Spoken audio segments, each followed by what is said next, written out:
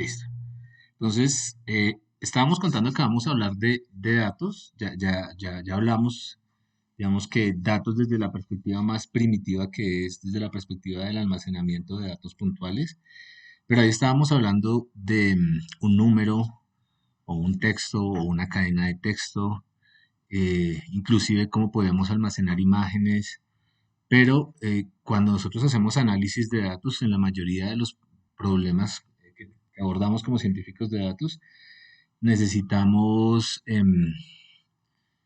entender y manipular conjuntos de datos que van más allá de una sola, un conjunto de números correspondientes a unas fechas. Digamos, hay muchas más dimensiones que tenemos que entender y que explorar.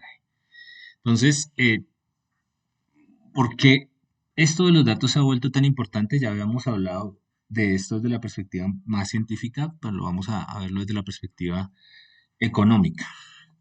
Entonces, estos son datos del mercado europeo.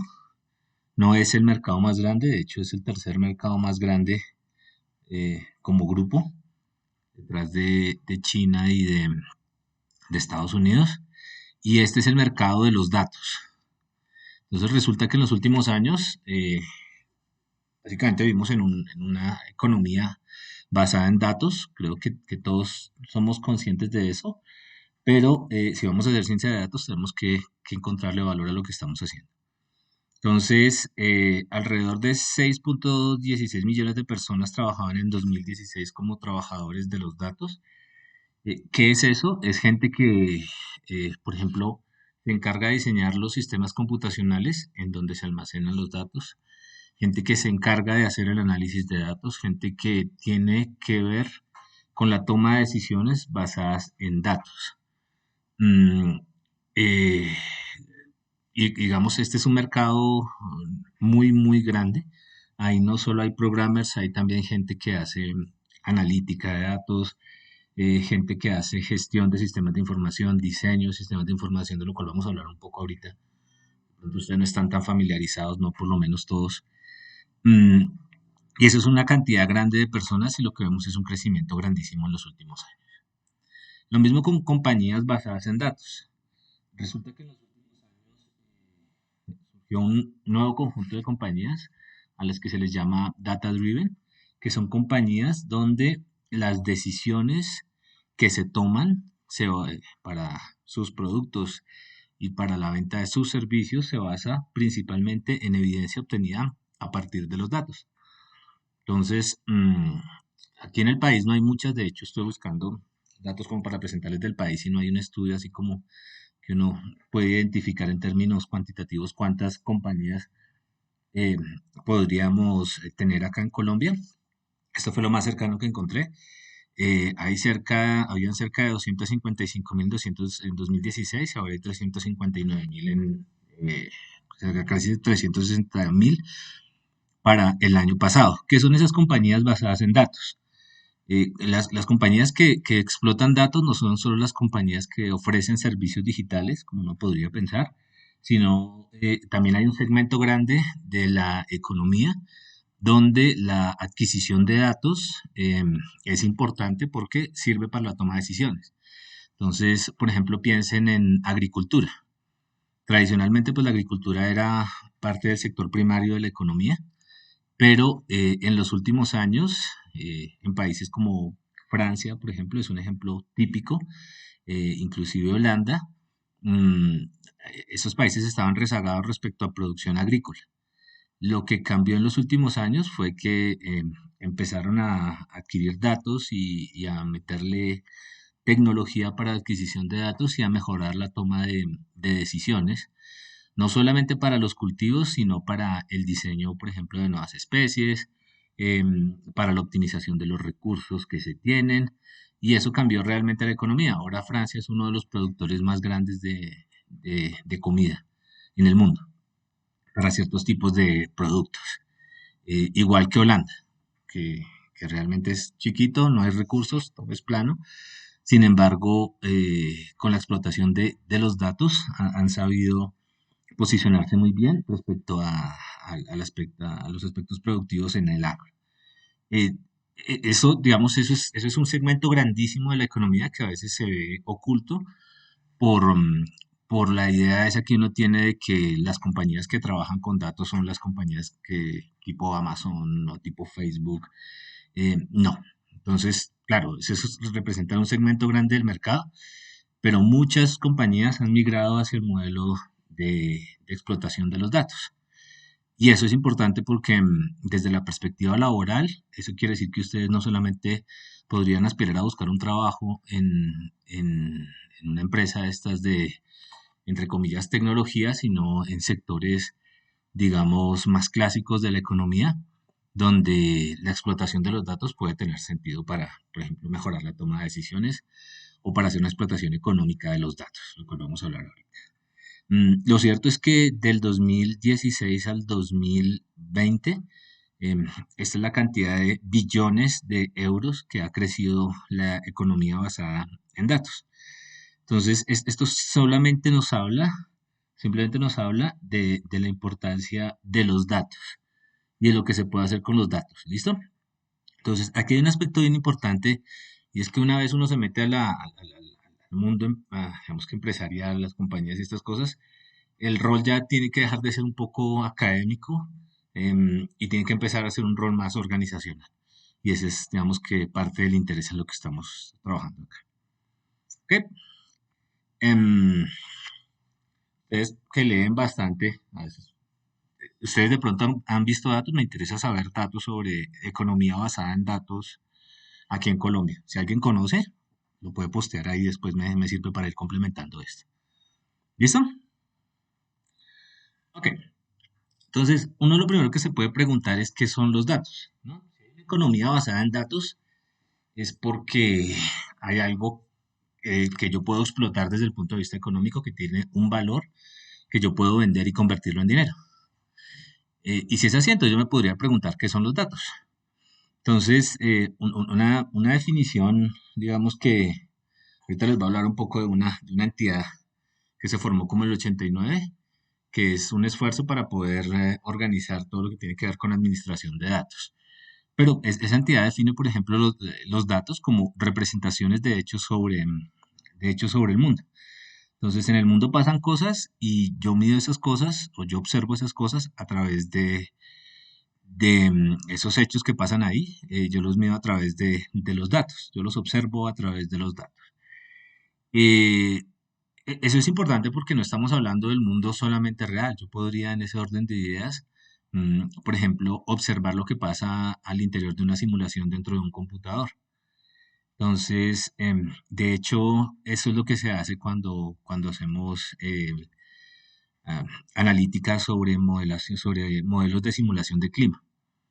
Entonces, el problema es que los modelos de simulación de clima, por ejemplo, que corren in silico, corren un juego de ecuaciones diferenciales allá para modelar ese fenómeno, genera un montonón de datos y esos datos no necesariamente son interpretables.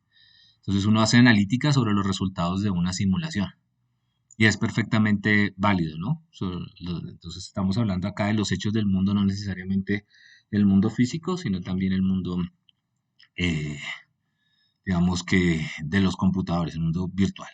Eso mismo aplica en física, donde tenemos simulaciones súper grandes y los resultados de esas simulaciones, pues les hacemos analítica.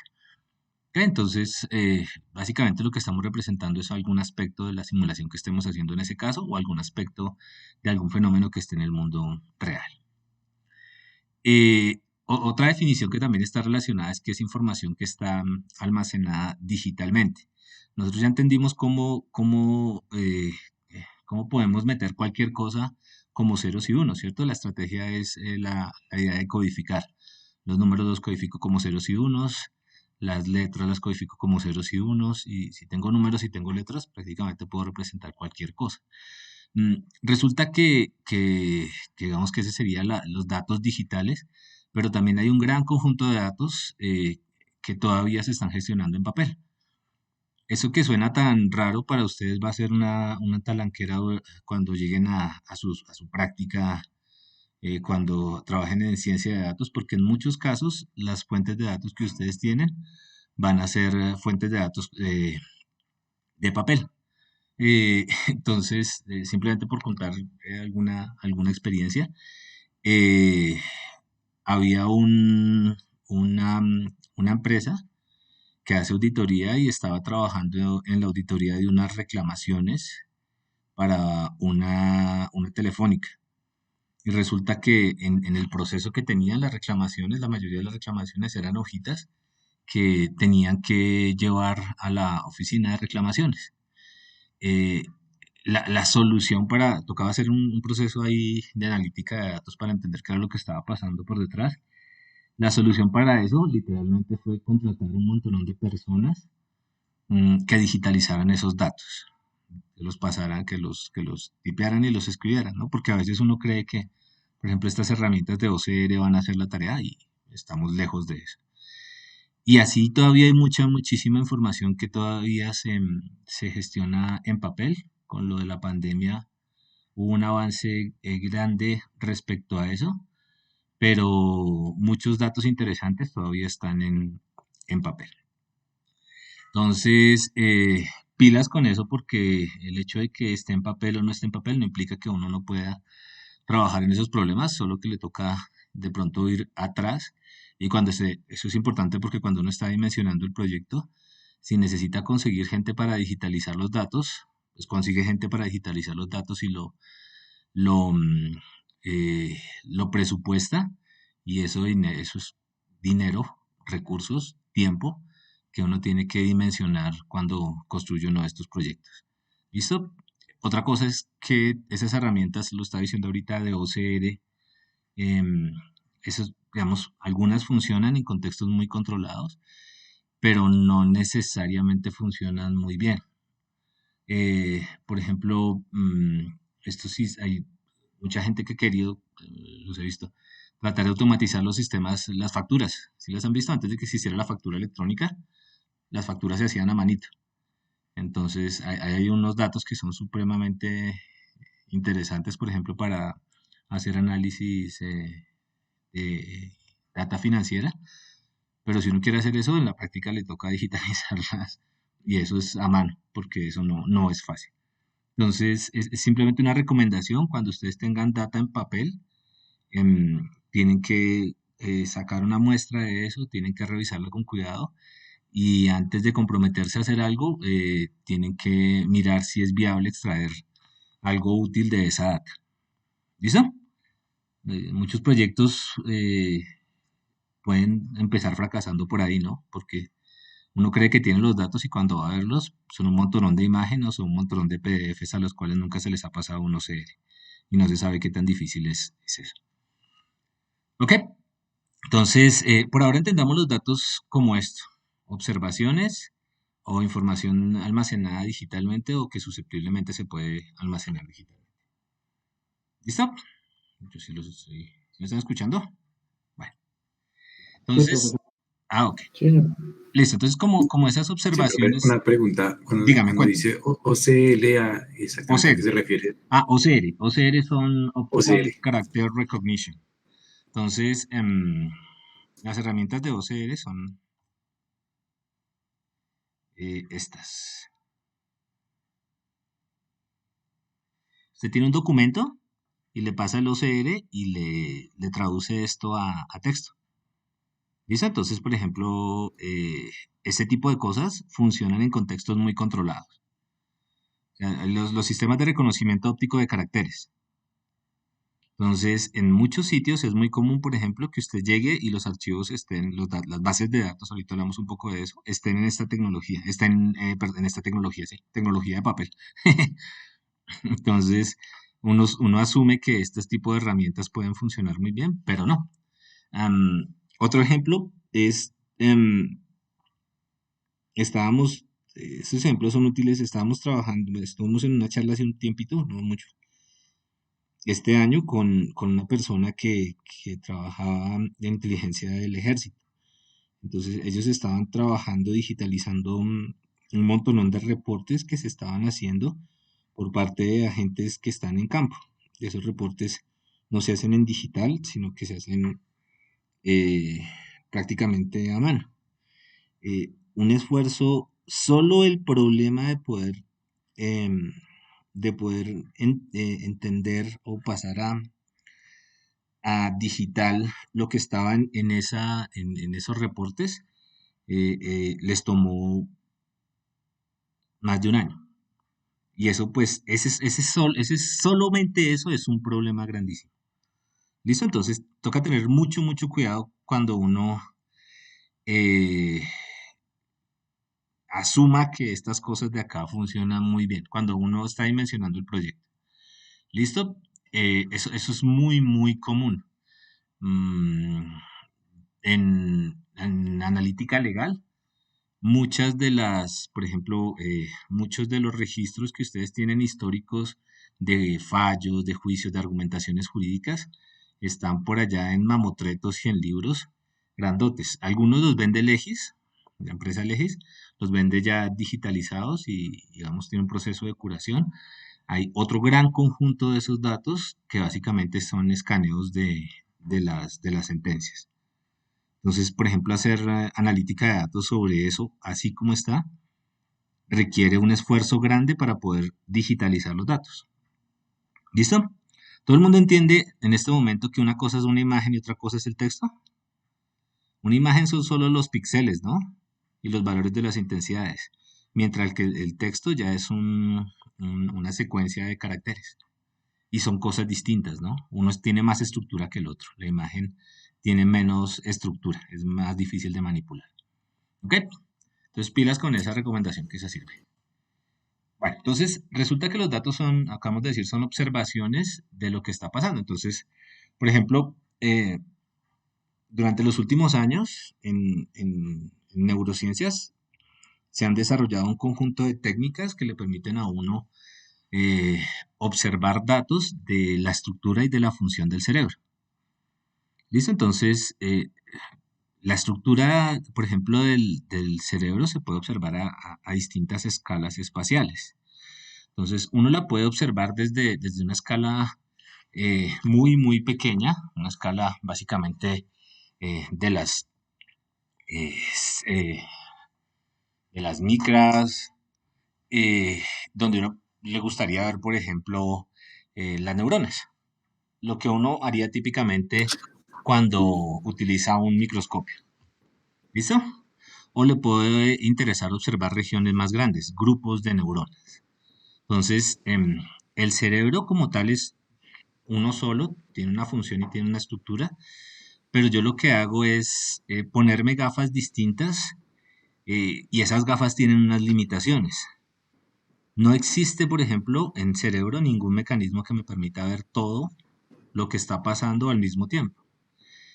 ¿Eso qué implica? Que yo solo voy a poder ver ciertas cosas. Entonces, por ejemplo, solo voy a poder medir la actividad neuronal, por ejemplo, con arrays de electrones. Entonces, lo que se hace es que se tiene que abrir al paciente y se le mete un circuitico que se le pega a las neuronas y que mide la actividad neuronal. Esa es una observación. ¿Listo?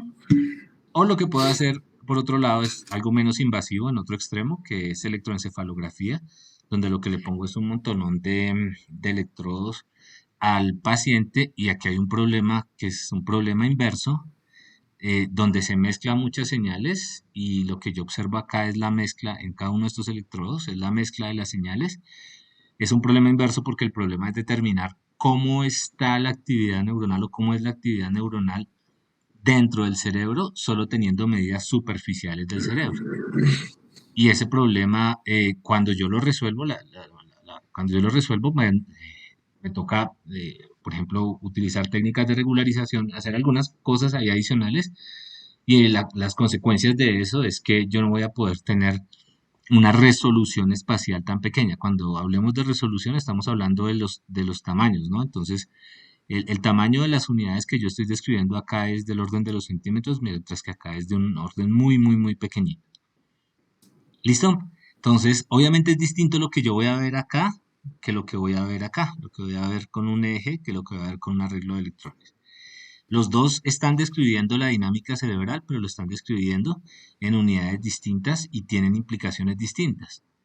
Eso quiere decir que los datos que yo estoy adquiriendo los tengo que adquirir con algún sentido, ¿no? Yo no puedo ir a alguna organización, eso está mal hecho, a una organización y decir, bueno, deme todos los datos que ustedes tengan, y si esos datos no los tengo dentro de un contexto, no entiendo cómo los estoy adquiriendo, por ejemplo, ni qué es lo que estoy observando a través de esos datos, pues esos datos son inútiles. Entonces, preguntas diferentes se resuelven con datos de naturaleza diferente. Y aunque uno puede tratar de, por ejemplo, entender qué está pasando en la relación entre esto y esto en general, no va a ser una cuestión fácil de resolver. Hay unas limitaciones físicas en los procesos de adquisición. Lo mismo pasa con la resolución temporal. Entonces, como una cosa es ver dónde los pedazos como de la actividad neuronal espacialmente y la otra cosa es ver como el video en el tiempo de cómo está variando la actividad neuronal. Entonces, por ejemplo, aquí hay dos técnicas de neuroimagen, una que es PET, tomografía por emisión de positrones, donde yo le inyecto una sustancia radioactiva al paciente, eso va pegado a glucosa y le sube al cerebro, y donde ustedes toman este tipo de imágenes, pero estas imágenes se demoran bastante tiempo en generarse. Con otras imágenes, por ejemplo, la imagen de resonancia magnética funcional, usted puede tener una resolución temporal mejor. ¿Por qué? Porque explota otro principio físico, explota el principio de resonancia. Estas imágenes, por ejemplo, son imágenes de infrarrojo y explotan otro principio físico. Entonces, el mensaje acá es que cada una de estas cosas provee una observación parcial de lo que está pasando acá. ¿Listo? De hecho, uno puede plantearse la pregunta de cómo yo puedo armonizar todos estos datos para poder entender mejor qué es lo que está pasando acá. Pero acá hay varios problemas, ¿no? El problema es si yo tengo una observación de una resolución de 1 centímetro por 1 centímetro, allá adentro podrían pasar un montón de cosas de una escala más pequeña que explique eso de arriba. Por otro lado, por ejemplo, yo no podría meter un montonón de electrones, uno por cada neurona, sería imposible para tener algo que me explique cómo el juego de neuronas va hacia un conjunto de neuronas, puede explicarse en términos de una región del orden de los centímetros. Entonces, acá puede jugar uno muchísimo. Esto, digamos que en términos prácticos recibe el nombre de multimodalidad y es un fenómeno que ocurre con muchos tipos de datos. Entonces, por ejemplo, piensen ustedes en los reportes de los delitos que se hacen acá en Bogotá. Entonces, por ejemplo, una cosa es el reporte de las denuncias que ustedes hacen en la estación de policía, ¿cierto? Otra cosa que está relacionada, pero al final es una observación distinta, son las llamadas que ustedes hacen cuando llaman a la línea 123. Y otra cosa distinta es son los comparendos. Dígame. Ah, bueno. Otra cosa distinta son los comparendos que se tienen, que impone la policía. Les pregunto yo, ¿cuál de las tres fuentes de datos es la que modela realmente el fenómeno? El fenómeno por ejemplo, de robos o de hurtos. De nuevo, llamadas a la línea 123, las denuncias que se hacen y los comparendos que la policía pone en la calle. ¿Cuál de las tres creen ustedes que modela mejor ese fenómeno? ¿Las denuncias? ¿Qué pasa si a alguien lo roban y no denuncia? Sería subregistro, ¿cierto? Entonces, digamos, ese es un problema que no es fácil de trabajar de afrontar de abordar cuando uno trabaja en datos. Y es establecer el ground truth del conjunto de datos que uno necesita. Entonces, ustedes nunca van a poder tener acceso al fenómeno completo. Eh, Parte de la discusión que había al principio cuando la pandemia, ¿se acuerdan esa de que el ministerio daba unos datos, que Bogotá tenía otros datos sobre el número de em, infectados? Esos problemas, uno podría pensar que son problemas de organización, pero esos problemas son naturales porque habían definiciones diferentes de lo que era, por ejemplo, un paciente infectado o un paciente enfermo. esos problemas trascienden a otras áreas. Piensen ustedes en la cifra asociada al número de líderes sociales muertos. Algunos saben muertos en el último año, muertos. ¿Cuál fue el cambio en la regulación? ¿Sí saben cómo se hacía, cómo era el mecanismo para eso? Antes el gobierno los contaba, la fiscalía los contaba, las ONG los contaban y la ONU los contaba. Entonces, a todo el mundo le daba una cuenta distinta, y era básicamente porque todo el mundo estaba observando el fenómeno de las muertes de los líderes sociales desde una perspectiva diferente. La solución que dio el gobierno fue decir, el resto de cifras no importan, solo voy a mantener una cifra que es la que da la fiscalía. Independientemente de si eso está bien o si eso está mal, pues lo que está haciendo es homogenizar la observación de ese fenómeno. Y digamos, esto de nuevo puede ser muy discutible, pero si uno lo ve más desde esta perspectiva, pues hay formas distintas de medir el mismo fenómeno y lo que uno debería hacer es buscar armonizarlas, pues es por lo menos en mi opinión. Ese tipo de cosas que a veces se ven tan salidas de contexto son importantes porque la cultura del manejo de datos no es una cosa que digamos que esté masificada acá dentro de lo que nosotros hacemos. Y muchas veces a nosotros nos dicen cosas que tienen que ver con datos y nos convencen con argumentos que no necesariamente son tan ciertos. ¿Listo? Entonces hay que tener mucho cuidado con eso. Entonces, los datos representan hechos, pero los hechos a veces no encajan. Lo de las muertes, los números que nos están dando sobre las muertes no necesariamente encajan, no porque uno esté diciendo la verdad y el otro esté diciendo mentiras, sino porque pues así son los datos. ¿Ok? Y los datos no son más que una forma de representación. De hecho, esa palabra representación yo la he dicho varias veces, y representación básicamente es la forma en la que yo describo el fenómeno que está ahí. Yo puedo representar un número, como un conjunto de símbolos, como una imagen, y esas tres representaciones sirven en contextos diferentes. ¿Listo? Pero los datos no representan el fenómeno que es de nuestro interés, simplemente representan una observación de ese fenómeno. De entrada eso ya impone un montón de limitaciones porque aunque los datos nos van a servir para describir qué es lo que está pasando, no necesariamente nos van a dar una respuesta unívoca a lo que está pasando con el fenómeno. Para eso hay que ir más allá del análisis de datos. ¿Listo? Ok. Entonces, ¿entendido eso? Esto es un discurso que vale para todo el mundo, ¿no?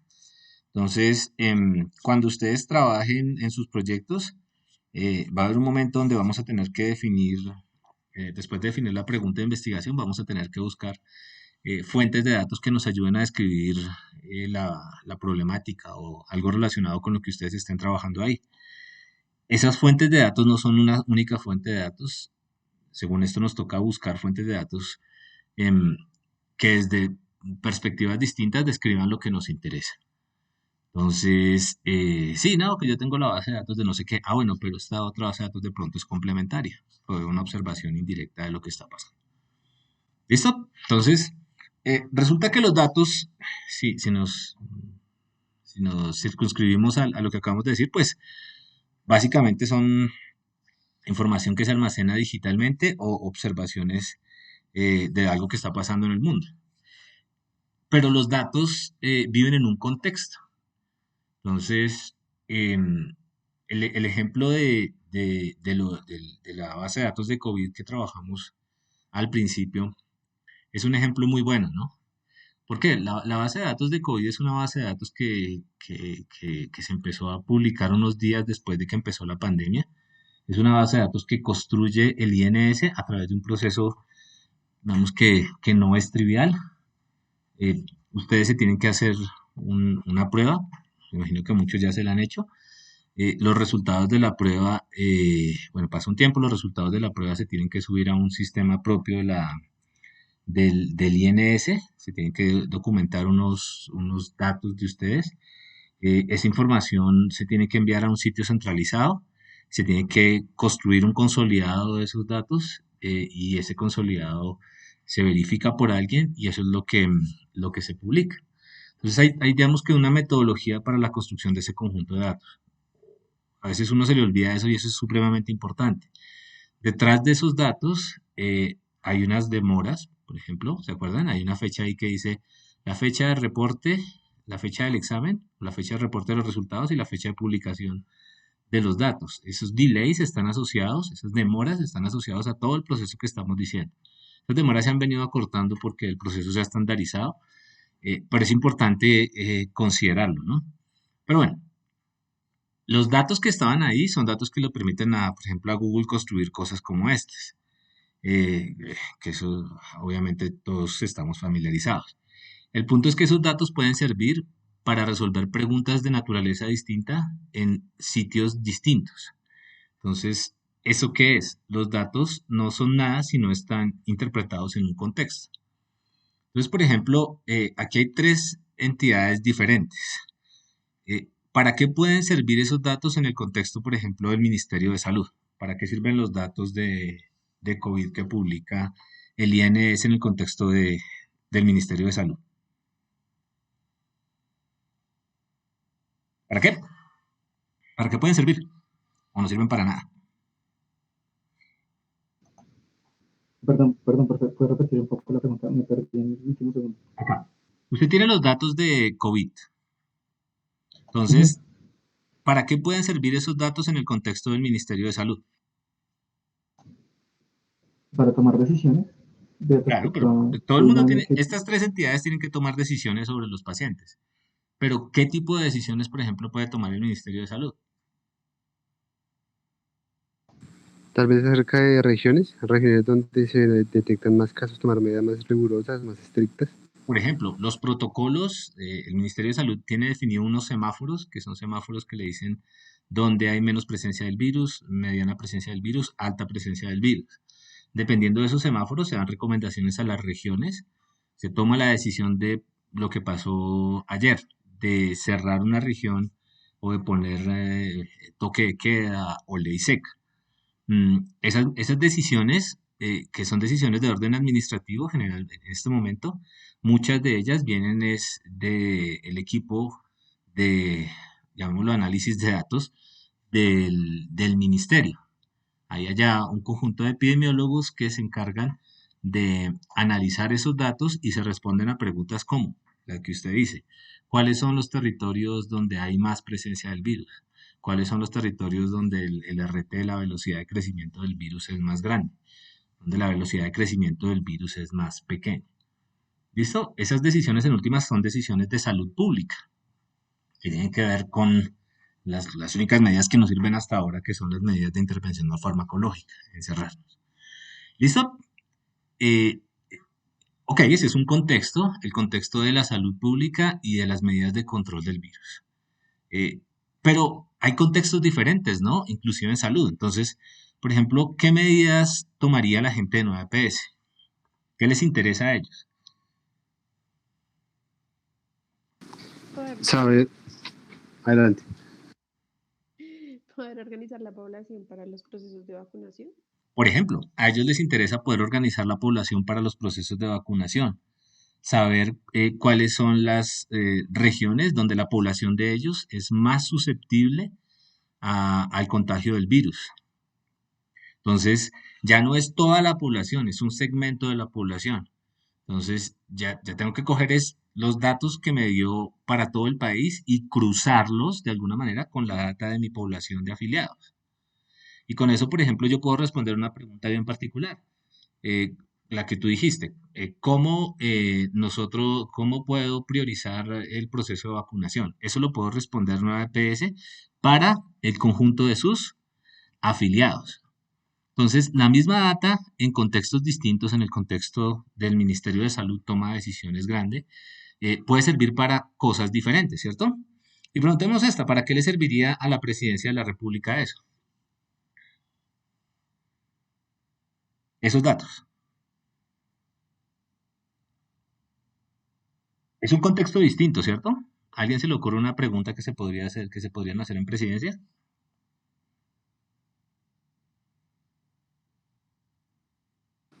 Costo, el costo del programa de vacunación. Costos, por ejemplo,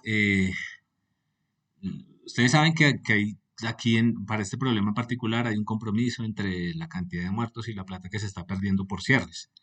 Entonces, por ejemplo, la gente de la Presidencia de la República, en particular el Ministerio de Economía, conformaron grupos en su momento para poder analizar estos datos desde la perspectiva económica y construyeron modelos de análisis de datos para saber, por ejemplo, cuál iba a ser el impacto de los cierres. Y esos modelos se ajustan a estas curvas de acá. ¿Ok? Entonces, los mismos datos, bueno, los datos sin un contexto son inútiles. ¿Quién le pone el contexto? El tomador de decisiones, quien tome la decisión. No es lo mismo si yo estoy hablando del problema de COVID con la gente del Ministerio de Salud. Ellos, cuando nosotros, por ejemplo, tuvimos la oportunidad de hablar con la gente que lidera sus procesos, al principio de la pandemia, estas cosas, ellos tenían una preocupación distinta a la preocupación que tenía la gente de Nueva PS y a la preocupación que tenía la gente de la Presidencia de la República. Y lo digo así porque en esos momentos tuvimos la oportunidad de hablar con distintas personas y uno se da cuenta que las preocupaciones son diferentes. Para el mismo conjunto de datos, era el mismo insumo, pero explotado de manera diferente. ¿Por qué? Porque los contextos son diferentes. ¿Listo? Entonces, es muy curioso porque cuando uno veía los análisis de datos que se hacían, habían unos análisis de datos que no tenían, que estaban descontextualizados, en el sentido de que revolvían un montón de cosas que no necesariamente terminaban dando una conclusión o eran informativos o eran importantes o importaban para la toma de decisiones. ¿Listo? Entonces, eso que les estoy diciendo ahí es supremamente importante porque cuando ustedes vayan a cualquier organización, tienen que poner los datos en el contexto de esa organización. ¿Listo? Si ustedes les van a pagar en algún sitio para que hagan análisis de datos, pues uno espera que ese sitio donde ustedes están trabajando pongan su conocimiento al servicio de las necesidades de la organización. ¿Listo? Claro, los datos le pueden servir a uno para muchas cosas en otros contextos, ese es otro problema. De hecho, es un problema empresarial y hay muchos ejemplos de datos que explotados en otros contextos generan un valor económico grandísimo. Pero el mensaje acá es que si yo no considero el contexto en el cual los datos van a ser explotados, me voy a ir por otro lado. ¿Listo? Entonces los mismos datos pueden servir a muchísimos propósitos, pero esos propósitos están dados por el contexto. Ok, entonces, de hecho la cuestión de los datos es un poco extraña porque los datos en última representan algo, representan hechos o son observaciones de esos hechos. Y cuando yo construyo datos, alguien se sienta y tiene que decir, mire, los datos que voy a adquirir de mi fenómeno son estos. Entonces, alguien se sentó en algún momento y dijo, mire, los datos que voy a adquirir para describir los contagios de la gente con COVID son estos. Voy a poner la edad, voy a poner la localidad de la que vienen, voy a poner cuando le hice la prueba, voy a poner si fue importada o no, etcétera. ¿Listo? Entonces, alguien se sentó y definió eso. ¿Qué hizo ahí? Él representó a las personas que estaban infectadas por COVID. Resulta que las representaciones van variando porque es que alguien las hace.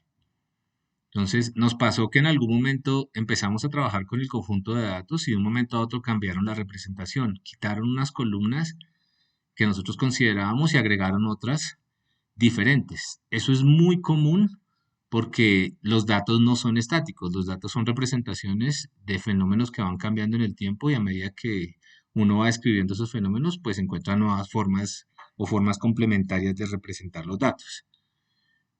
Eso es cuestión operativa, pero es importante considerarla. Cuando ustedes trabajen en las organizaciones se van a dar cuenta, o en las empresas donde vayan a trabajar se van a dar cuenta que las bases de datos entre el 2015 y el 2018 son diferentes a las del 2018 al 2020 porque quitaron unos campos, agregaron otros. Vamos a ver un poco más de eso, pero Esas estructuras no son estáticas, de hecho son muy dinámicas. Y eso nos lleva al ejercicio de que hay múltiples representaciones. De hecho, eh, la forma en la que nosotros representamos los datos al interior de una organización, piensen en una EPS, es distinta a la forma que se representan los datos en un hospital o a la forma en la que se representan los datos de los pacientes en el Ministerio de Salud. Entonces, ese objeto como tal, que de alguna manera vamos a describir a través de los datos, lo podemos representar de múltiples formas.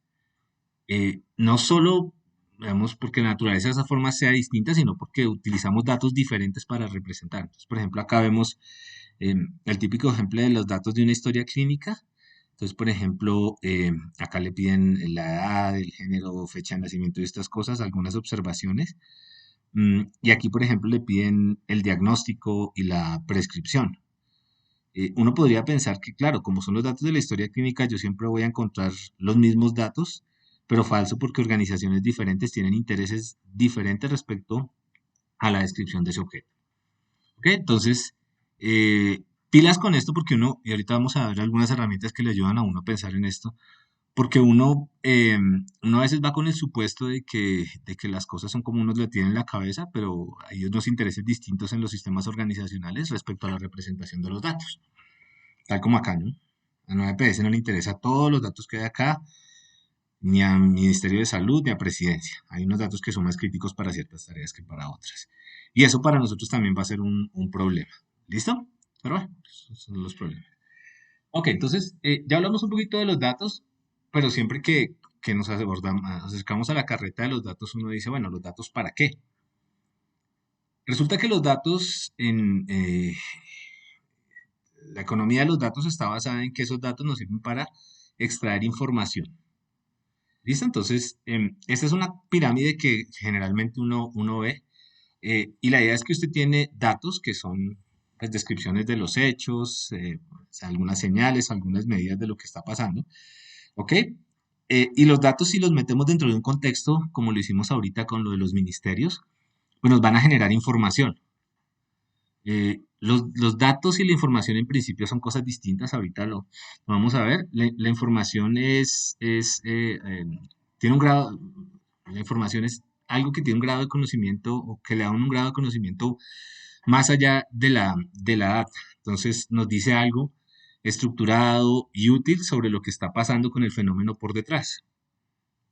¿Listo? Si esa información le metemos algún significado, podemos generar conocimiento. Es que esto suena un poco raro, pero es importante que uno lo vea. Y si a ese conocimiento le metemos algo así como visión o la capacidad de ir un poco más allá, ya tenemos esto que es sabiduría. Esta cosa es simplemente para tratar de organizar las ideas y en la cabeza de mucha gente que trabaja en las organizaciones, eso es lo que se espera. Entonces, les cuento, por muchos años, antes de que hace muchos años no existían los sistemas de almacenamiento de datos. ¿Listo? Alguien llegó, la primera que los trajo acá fue la Universidad Nacional Bavaria y los Andes trajeron los primeros computadores acá, precisamente para gestionar inscripciones de estudiantes, para gestionar datos. A partir de esos datos, por ejemplo, empezamos a generar información como cuántas personas se inscribían en ciertos cursos, cuáles cursos se quedaban sin cupos, en cuáles cursos se necesitaban más cupos para cierto semestre. Eso es información que resulta del análisis de los datos. Esa información yo la puedo convertir en conocimiento. Entonces, ustedes podrán trazar una línea ahí, pero conocimiento puede ser cuál es el perfil de las personas que más pierden en los cursos de cálculo en ingeniería. ¿Ok? Y ese conocimiento lo podemos trazar, por ejemplo, lo podemos volver estrategias para que esas personas ya no pierdan. Y todo eso se hace básicamente explotando el sistema de información. Lo que les contaba es que esto es un proceso gradual. Antes no existían los computadores, llegaron los computadores, empezaron a construir bases de datos, se demoraron un montón ¿no? construyendo bases de datos, es natural, la tecnología todavía no estaba. Después se dieron cuenta que podían empezar a hacer análisis de información primitivo, después están, vamos como por acá, generando conocimiento de ese conjunto de datos. Y muchas organizaciones todavía están por ahora en estos dos pisitos de acá. ¿Ok? Entonces, si yo quiero llegar a generar conocimiento y no tengo datos, pues no puedo hacerlo, por lo menos a partir de los datos. Yo puedo tener todos los datos del mundo, pero si no los tengo en el contexto, en un contexto apropiado, no puedo generar información.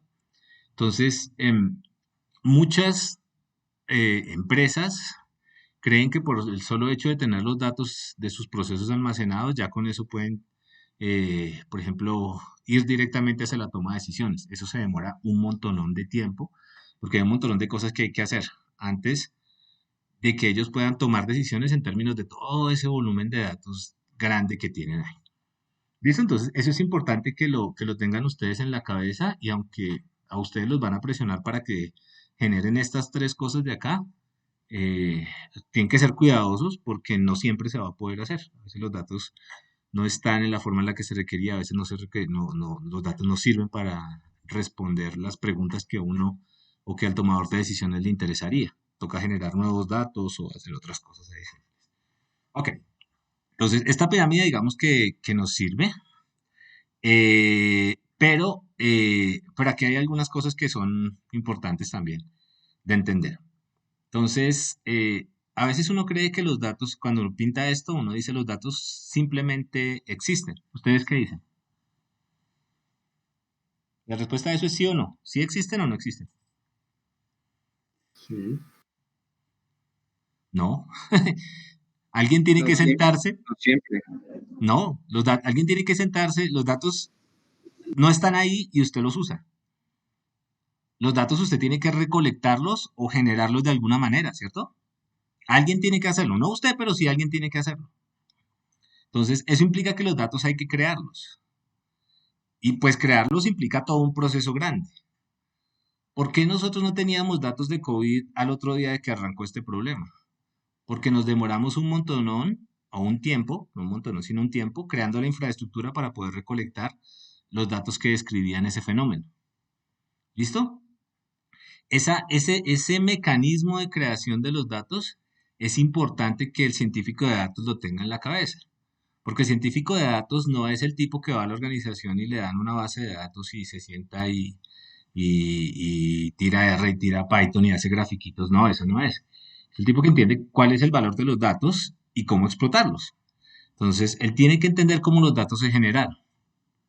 ¿Listo? Esos datos, de dónde vienen, qué están describiendo, eh, un montón de cosas que son importantes, que hacen parte del contexto de los datos. ¿Listo? Entonces, los datos inicialmente no existen, los datos hay que crearlos. Entonces, si yo estoy haciendo mediciones para IoT, Internet de las Cosas, pues yo tengo que ver qué mido de todo eso que uno podría medir con esos sensores de IoT. Si yo estoy procesando datos para un sistema de información médica, pues yo tengo que entender qué es lo que está describiendo ese sistema de información médica. ¿Listo? Entonces, es importante entender de dónde salieron los datos, cómo se adquirieron, cada cuánto se adquieren, cuál es el mecanismo, qué tantos años tienen los datos con los que uno está trabajando, están actualizados, no están actualizados, etcétera. ¿Listo? Entonces, necesitamos conocimiento, ese es otra de los supuestos que no tenemos acá, y es que necesitamos conocimiento para crear los datos. Digamos que un sofisma ahí medio extraño es que uno cree que porque sabe algo de métodos puede pasar, y lo digo así porque a veces se ve mucho, pasar por encima de los tipos que diseñaron la base de datos que describe el negocio. Ahorita vamos a ver un poco de eso. Em, Falsos, los tipos que crean la base de datos entienden cuál es el flujo y la relación entre los objetos del negocio y de hecho ellos conocen mejor el negocio que usted. Entonces, claro, usted puede preguntar cosas, pero la persona de referencia es el tipo que conoce la base de datos. Ese es el tipo al que ustedes tienen que tratar muy bien, porque si el tipo conoce la base de datos, él les va a hacer la vida muchísimo más fácil. Él sabe qué puede estar bien, qué puede estar mal en estos datos, él sabe cómo consultar esos datos. Entonces, recomendación, nunca peleen con el señor de la base de datos. ¿Listo? Ese señor es supremamente importante. Y él tiene en la cabeza el negocio tangible. No, una cosa es hablar con el dueño del proyecto, con el gerente de la empresa, él tiene la visión de lo que se puede hacer, pero él en su vida sabe que es una base de datos, él no es el negocio de él. Quien tiene documentado lo que está pasando al interior de la organización es el señor de la base de datos o el equipo de bases de datos. Y uno tiene que ser socio de él, no se puede poner a pelear con él. Y si ve cosas que están hechas medio raras, entonces uno habrá alguna razón para eso. ¿Listo? Pero uno no puede entrar en conflicto con ellos ni entrar a usurpar las tareas de ellos. Si ellos tienen algo que es raro, pues habrá alguna razón para eso, de pronto uno puede preguntar, pero no es nuestro rol entrar como científicos de datos, entrar a, digamos, criticar de manera muy fuerte lo que ellos están haciendo.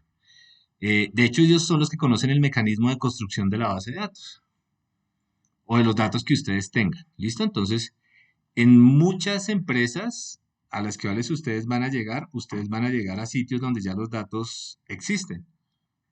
No porque existan, que los sacaron de algún lado, sino existen porque alguien se sentó y creó el mecanismo para poder generar esos datos.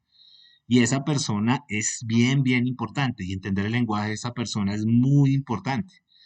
Porque si ustedes no lo entienden, pues no van a entender cómo está funcionando por dentro de la organización. Ni van a entender cómo esos datos están reflejando lo que a ustedes les interesa. ¿Listo? Entonces, aquí algo que es importante también es que los datos y la información están entrelazados. En el discurso, uno puede decir que los datos simplemente es lo que está ya sin procesar y la información es lo que resulta del procesamiento y eso está bien en el discurso, pero en la práctica lo que uno vaya aprendiendo de los datos después se convierten en datos, digamos, de segundo nivel que sirven de insumo para otras tareas. ¿Listo? Ok. Entonces, esos tips que les estoy dando son tips que hemos aprendido durante estos años trabajando y a veces uno comete el error de que se casa peleas que no merecen la pena, como esa de la calidad de los datos. De la calidad de los datos, no, de la forma en la que se construyen las bases de datos. Entonces, eso en las organizaciones, cuando ustedes vayan a trabajar a un banco, a donde vayan a ir a trabajar, donde sea, antes de que ustedes llegaran como científicos de datos, va a haber un equipo de ingeniería al lado. Y ese equipo de ingeniería va a trabajar estructurando la arquitectura de los sistemas de información de la organización en la que ustedes van a trabajar. ¿Listo? Entonces, si ustedes van a un banco, a ustedes les va a tocar hablar con el equipo de ingeniería del banco. Si van a trabajar en un banco, si van a trabajar en una startup, seguramente la startup es de base tecnológica, entonces habrá un equipo de ingeniería. Antes de que ustedes existan, existen los equipos de ingeniería y de bases de datos. Y esos equipos, por simplicidad, desacoplan los datos y la información. Entonces, vamos a ver un ejemplo del los típicos requerimientos que tiene, con los que uno trabaja, ¿no? Acá hay un informe de ventas para el último trimestre. Entonces, estamos trabajando, no sé, por una empresa, un retailer, bueno, el éxito. Acá hay un informe de ventas para el último trimestre. ¿Eso qué es? Eso es información. ¿Por qué? Hay un informe, alguien ya lo procesó y hay unos grafiquitos que dicen algo sobre cómo se vendió, qué tanto se vendió de cierto producto, etc. Ese informe ya es información, alguien lo lee y adquiere algo, aprende algo más allá de lo que tenía en crudo los datos. El informe se basa en datos de nuestro Data Warehouse. El Data Warehouse es un espacio donde ustedes meten bases de datos diferentes y las ponen, digamos que junticas para poder hacer análisis. Entonces, en ese momento lo que tienen ustedes son datos. ¿Listo? El próximo semestre se utilizarán esos datos, los que están almacenados en ese repositorio, para generar medidas de desempeño para el próximo trimestre. Estas medidas de desempeño ya no son las medidas de desempeño del último, sino son del próximo trimestre. Entonces, de nuevo, les están pidiendo información. Es importante que uno entienda los roles de lo que está haciendo. ¿Dónde jugamos nosotros? Nosotros somos los tipos, a nosotros nos contratan para poder generar información de valor en la organización a partir de los datos. Todo donde diga información, ahí estamos nosotros. Digamos que principalmente. Donde diga datos, ahí está el equipo de ingeniería principalmente. No quiere decir que yo no me tenga que enterar qué está pasando acá, pero este no es mi negocio. No lo asuman como su negocio. Yo estoy acá para generarle, a partir de sus datos, algún valor en términos de información. Si ustedes, digamos, están en un equipo muy pequeño donde tienen que hacer estas dos cosas, bueno, digamos que son las condiciones en las que ustedes están trabajando, pero traten también de desacoplar esas dos cosas, porque ustedes no son los tipos que tienen que ir allá a cacharrear con la base de datos, ese no es su rol, y no van a estar entrenados para eso. ¿Listo? Entonces, ¿eso qué implica, por ejemplo? Que si yo quiero hacer, por ejemplo, acceso a los datos o construir o extraer los datos que necesito dentro de mi data warehouse, esa tarea no la tengo que hacer yo en principio. Esa tarea la tiene que hacer el equipo de datos. Y eso también implica una cosa que creo que es más importante aún. Muchos de ustedes van a liderar procesos de estos. Entonces, uno no puede esperar a conseguir el muchacho todero que sabe de bases de datos y fuera de eso sabe de analítica y fuera de eso sabe cómo hacer visualización y fuera de eso sabe desarrollo. Eso no está bien.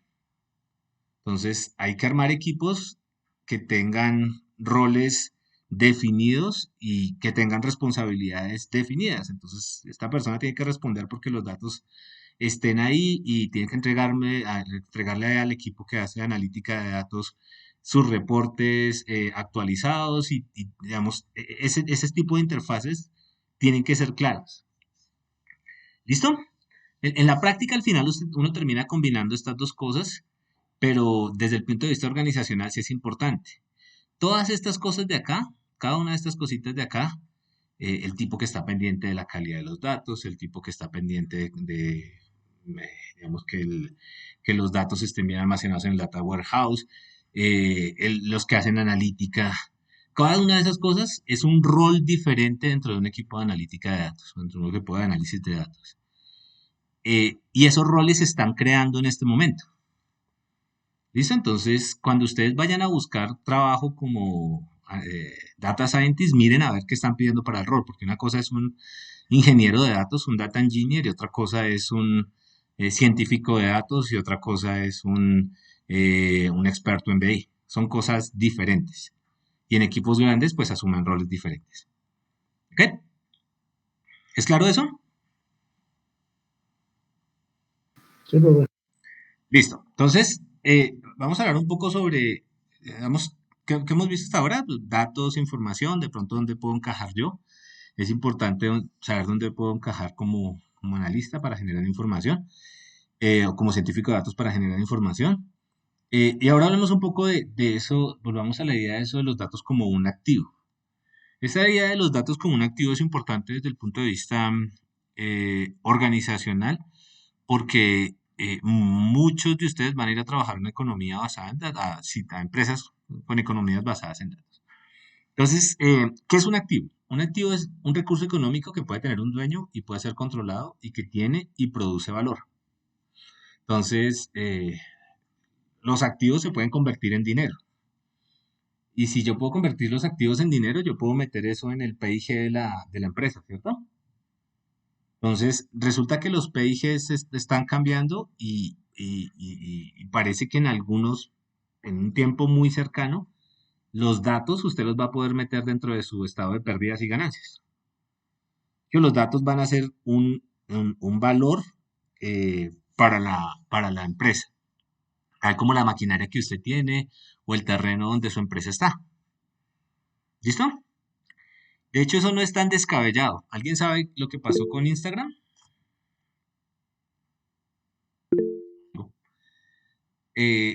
Cuando compraron Instagram, ¿qué compraron? ¿Alguien sabe?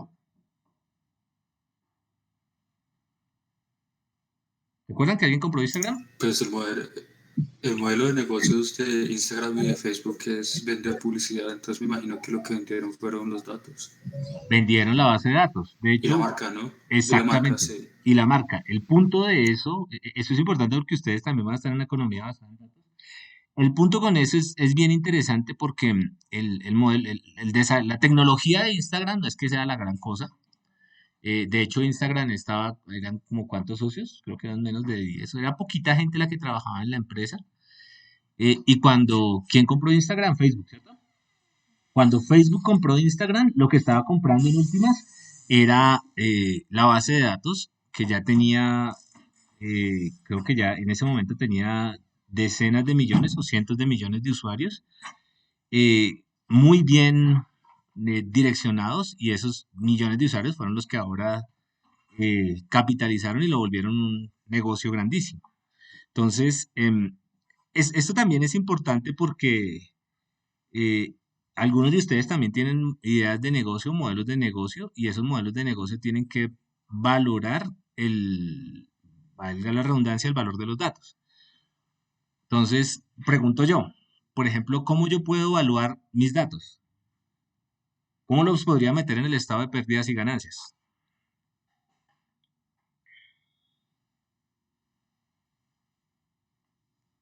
Pues si hacen relación a clientes por la cantidad de clientes y como características que se están entregando. Ok, puede ser, pero Si alguien, si dime, alguien está dispuesto, si alguien está dispuesto a pagar por esa información, esa puede es ser una un forma. referente. Esa es una forma. De hecho, ese es un problema todavía abierto. Todavía no se sabe. Eso va a pasar. O sea, cuando Utilidad del negocio, ¿señor? de acuerdo a la utilidad del negocio. Ujú. O sea, por ejemplo, esa de cuánto está dispuesto a pagar, cuánto me da cuánto me puede dar la explotación de esos datos en términos financieros. Ese tipo de preguntas todavía están abiertas y todavía no sabemos cómo evaluar los datos. ¿Listo?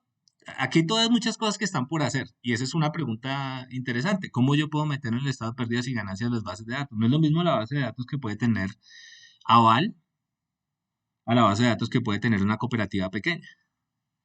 Pero, por ejemplo, no necesariamente el tamaño de los datos, porque la cooperativa pequeña puede que tenga una descripción mucho más detallada de lo que está pasando que el grupo Aval. Entonces, ese es un huequito sobre, estuve mirando un poco mientras preparaba la clase, sobre el cual no hay como mucho consenso, pero lo que sí hay consenso es que eh, la- las empresas, o sea, ustedes pueden construir empresas que acumulen datos y después pueden vender su empresa por mucha plata si saben cómo valorar esos datos. ¿Listo? Esos intangibles son supremamente importantes. ¿Ok? Simplemente les Pero dejo.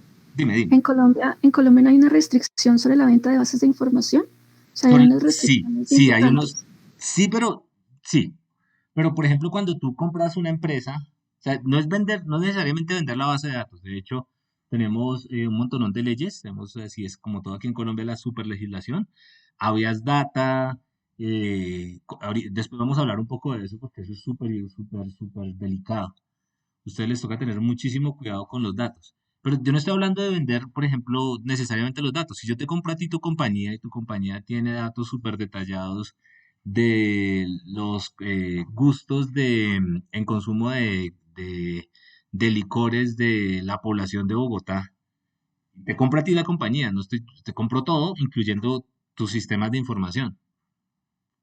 Entonces, el punto es que por el hecho de tener esos sistemas de información ahí, o sea, yo en algún momento acumulé esos datos, ahora yo soy dueño de tu información y yo con esos datos puedo hacer algunas cosas, no todas, porque está la Vía Data. No todo lo que me imaginaría, pero hay muchas cosas que se pueden hacer.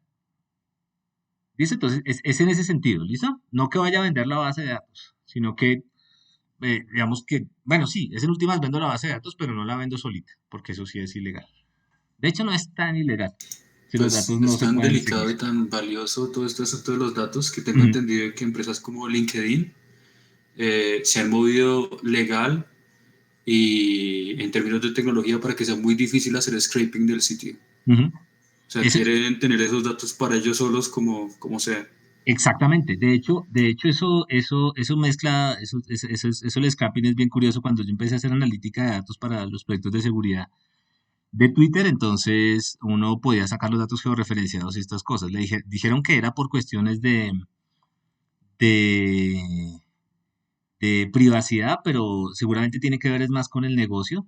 Ahorita, por ejemplo, los APIs no le dejan hacer a uno scrapping, hemos bregado hartísimo.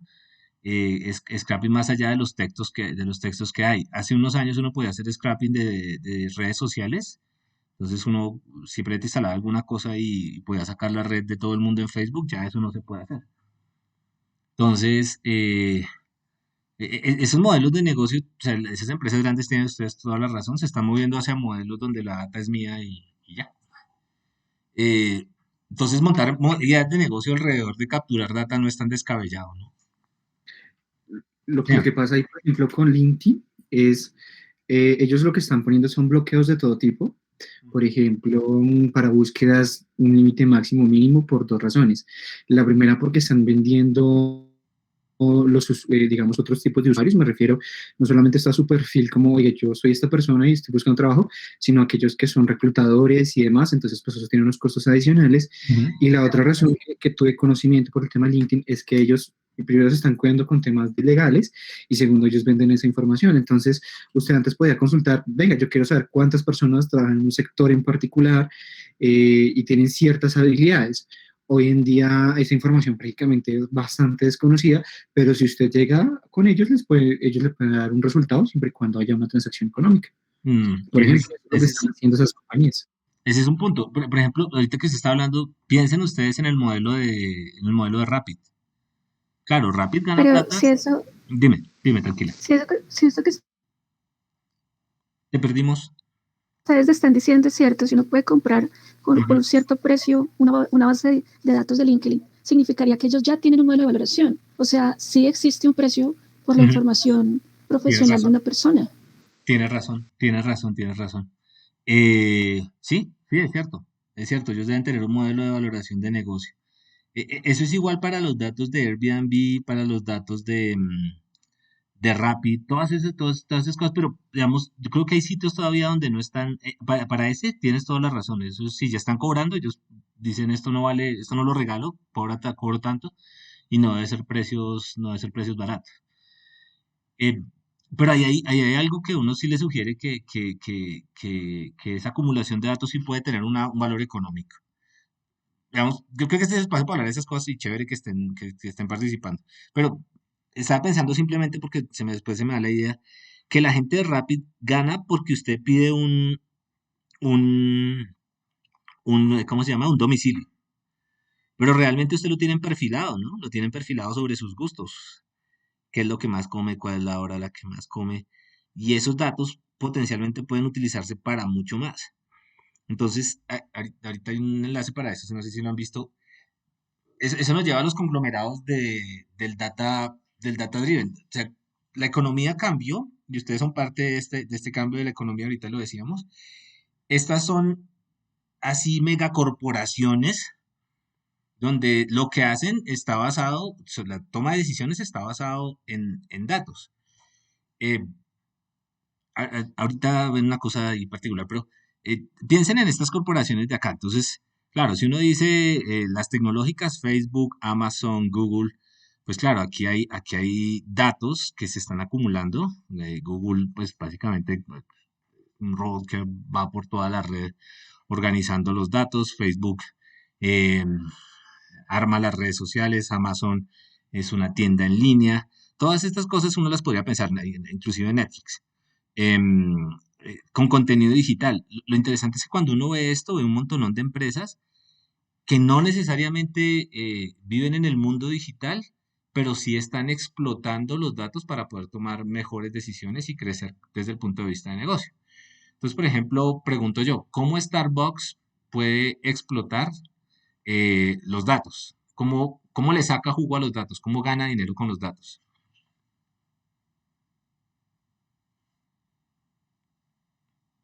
Creando campañas, ¿no? Pues ofreciendo productos que se vendan con mayor o menor intensidad en sectores donde no los han podido vender Ujú. o prácticas donde se dan cuenta que hay un grupo específico que les está gustando un producto en un sector, Ujú. entonces aplicar esa misma táctica en sectores donde han tenido bajas en ventas. Exactamente. ¿Dónde pongo el almacén? ¿Qué tipo de tintos vendo? Bueno, yo no tomo tintos de Starbucks, yo nunca he tomado. No mentira, si una vez tomé. Pero, eh, ¿cómo vendo? ¿Qué vendo? ¿A quién le vendo? ¿Dónde vendo? todas esas son decisiones de negocio que antes se tomaban porque había un señor allá que era el experto en ¿cómo se llama esto? En mercadotecnia y ahora no, ahora básicamente, si yo tengo suficientes datos, yo puedo responder esas preguntas. ¿Cómo Delta gana dinero? ¿Sí saben qué es Delta? La empresa de una aerolínea. ¿Cómo ganan dinero con los datos?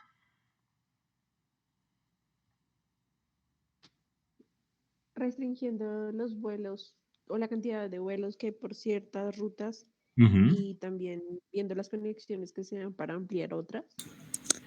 Sobreventa. Destinos turísticos con publicidad de productos o de paquetes turísticos de pronto en las pantallas de los aviones. Tienen también cálculos de probabilidad de cancelación, ¿no? Que les aumenta mucho su Ujú. De su hecho, ganancia. esa que usted dice es un Y modelo la sobreventa. sobreventa. Esas dos cosas se pegan mucho. Eso es O sea, lo que se llama en aerolíneas el revenue management, que ujú, es que le venden a las personas quien más pueda pagar, pues que pague más, bien sea por comodidades, que se vaya en ejecutiva, asientos más cómodos, o económica, pero con asientos más limitados. Ese es el modelo. ujú. Yo tengo un amigo que trabaja, que es uno de los arquitectos de información de Avianca. Y, por ejemplo, alguna vez estuvimos hablando con la gente de Avianca. Entonces nos contaban que hay cosas así que uno ni se imagina, pues, simplemente para que entiendan por qué es importante hablar con la gente de las organizaciones. Es distinto, son distintas las demoras que se tienen cuando se tiene que cargar las maletas con una sola bandita y con dos banditas. Entonces, solamente estudiar que si es con una bandita o dos banditas, eso ya tiene unos impactos grandísimos. Todo lo que tiene que ver con el mantenimiento de las piezas en los aviones, hay un montón de cosas que están detrás de la organización, que uno, digamos, que se sorprendería de ver dónde realmente es donde está el dinero en esas organizaciones. Y de hecho, eso es, digamos, sorprendente porque em, en tareas como ahorita estamos, por ejemplo, con Lina, una de las personas que está acá, trabajando aterrizando una idea que se tiene sobre mantenimiento predictivo. Y uno de los diferenciales es, yo tengo que cobrarle es una empresa que alquila máquinas, y yo tengo que cobrarle a esa empresa porque yo le alquilo las máquinas. ¿Cuánto les tengo que cobrar? Depende de qué tan buen conocimiento tengo del proceso de mantenimiento. Y ahí, por ejemplo, hay un gap grandísimo para generar buenos planes de cobro. Y esa es una cuestión que solamente metiéndose dentro de las entradas de la organización uno se da cuenta que está ahí. ¿Listo?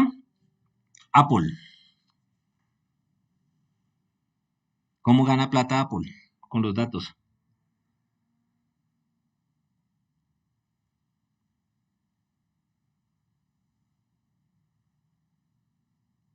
Ideas. Puede ser con las ofertas con los perfilamientos que tienen de clientes y las propuestas que tienen en su Mac Store. En sus Apple Store, donde ponen los Apple Store, hay toda esa mano, toda esa gama de cosas que tienen. De hecho, mucho del diseño que hacen ellos es diseño que responde a los datos. No es que el diseñador se siente y dice, esto es bonito por acá o no. Las pruebas de concepto que hacen, las hacen sobre un montón de gente, recopilan datos y toman las decisiones de diseño basados en evidencia. Coca-Cola, campañas de marketing. Nike hace zapatos personalizados. Este H&M Social Media, ese no lo conozco, entonces no puedo decir nada de eso.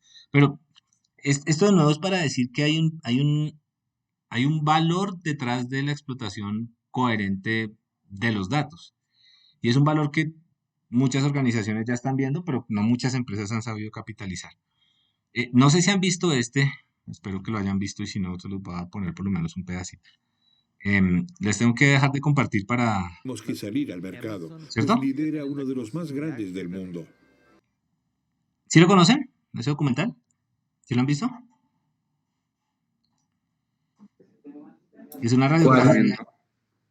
¿Cómo ocultar? ¿Cómo he dejado de compartir acá? ¿Cómo le digo compartir solo una ventana? Pues donde dice compartir solo una ventana. Compartir solo una. Ya les pongo este enlace acá. Este es un documental que si no lo han visto, se los recomiendo. súper, súper bueno. Y explica todo el modelo de negocio detrás de Amazon. Así que busquemos un buen mercado. ¿Cuál? Queremos entender a Amazon, entonces tenemos Segundito. que salir al mercado, pues lidera uno de los más grandes del mundo. Así que busquemos un buen mercado. Cualquier mercado, en algún lugar. En el mercado se reúnen compradores y vendedores. Allí se puede encontrar una cantidad increíble de productos y tal vez también aquello que uno necesita. Un mercado tradicional cuenta con unos 30 puestos, y si Julia comprara manzanas allí, encontraría una docena de variedades. Pero en un mercado en línea, esto es muy diferente. Un mercado como el de Amazon es gigantesco, con millones y millones de productos diferentes. En los primeros tiempos de Internet, cuando muchas personas intentaron replicar el modelo de mercado digital, simplemente ofrecían muchos productos. Y eso no funcionó muy bien. Solo Amazon tuvo éxito. ¿Cuál es el secreto? Amazon controla casi la mitad del comercio en línea de los Estados Unidos, pero también de Alemania. Su sede central lleva el nombre de Día 1, porque ya al segundo día el empleado se vuelve perezoso. Quien trabaja debe rendir a la larga igual que el primer día. Eso es lo que Aquí está. quiere el jefe Jeff Bezos. Detrás de nosotros siempre hubiese un pequeño Jeff Bezos observando lo que nos llama la atención.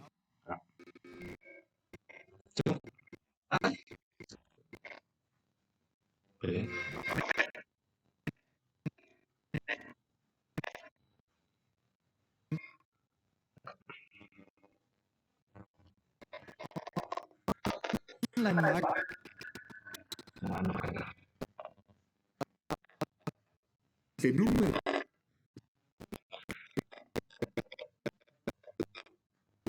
en línea, Un segundito. ¿Lo vamos a cargar?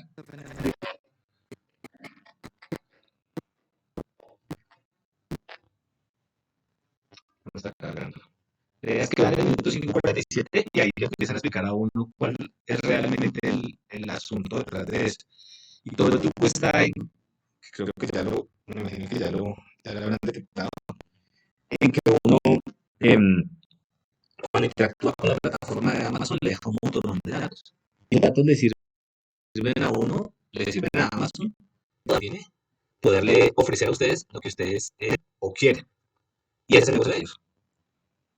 Bueno, ahí les dejé el enlace, si no, no puede ser. Listo, veanlo si no lo han visto, me parece bien chévere. Ay, no puede ser, ¿qué se hicieron? ¿Están ahí? Buenas, ¿están ahí? Sí. Sí, profe. Es que el sonido no está muy bueno. Voy a volver a revisar porque de pronto es algo que está haciendo. Ya.